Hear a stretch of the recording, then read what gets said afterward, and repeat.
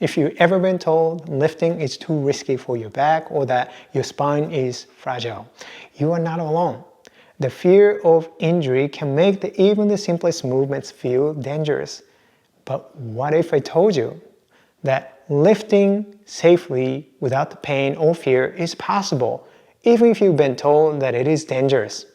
In today's video, we will explore how to lift with a confidence, rewire your nervous system, and then move in a way that feels safe and comfortable again.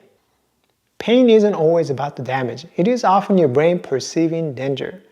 But by showing your nervous system and your body that the movement is actually safe, and you can change how your brain perceives the movement. And that's what we're going to practice right now. We're going to practice lifting in a way that actually feels safe. So we're going to practice on the floor, but sitting or getting on your hands and knees position is difficult for you. You can actually modify it and do it on the chair instead.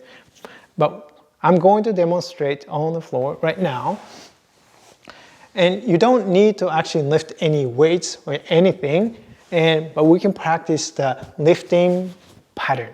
It's about the retraining the movement patterns. So you can't be moving your body in the same way and then expect that you feel differently in your body. You have to change the way you move so that you can feel differently in your body. So that's what we're going to do. So we're going to start on the hands and knees position. Like so. Hands and knees about the hip width apart, or shoulder width apart. And the spine is somewhere in the middle, so it's not really rounded or arched like that. Somewhere in the middle. It doesn't have to be perfect. Sorry, I'm adjusting my microphone so it just keeps moving. And from here, I'm going to start to move my hips back and walk my hands back like so. But depending on your range of motion, available range of motion for your knees and the hips and the back, you might not be able to get all the way back here, and that's okay. Just to what is possible, easily, comfortably. Remember to bring the safety to your nervous system, to your body, that you should not really push and through the pain or discomfort. And notice how you feel in your body. Whatever you feel, okay, I'm starting to feel a little uncomfortable, then just get out of there and stay within more comfortable range. And from here, for me, well, I sit on the floor all the time, so I'm fairly comfortable sitting on my heels. That's me, but that's really not the goal. We're practicing the lifting patterns. So from here, imagine that you're holding onto something and beginning to lift up, like so, right? Like so. So begin to lift your hands away from the floor, but just a tiny bit. Do it in more integrated way and do it in a way that actually is easier, more supportive for your low back. How do we do that? I will show you now. If you are really making your back carry all the load, weight, and that's a lot of work, and maybe that's the way you have been doing for quite a long time, and then your nervous system associates that movement with danger. Every time you do that lifting, the nervous system perceives danger. Therefore, it creates a pain to protect you. But if you change that and remove a fear by using your hips, right? Think about grounding your legs and down into the floor to lift yourself up so that you're not really relying on your lower back and to carry the weight, but you are actually using the whole body, your legs, your ground, right? And then entire torso to lift. So think about grounding your legs down into the floor and starting to allow the weight to come up through you, then you can begin to lift. Because now you are using more parts available to you to support your back. And now this movement becomes easier. It takes less effort for your low back. Can you feel the difference? From here, lifting. So if you are standing or kneeling, it would be the same thing. So from here, pretend you're going to pick up something from the floor and then pretend you begin to lift. Remember, your back is not the only part of yourself that has to work.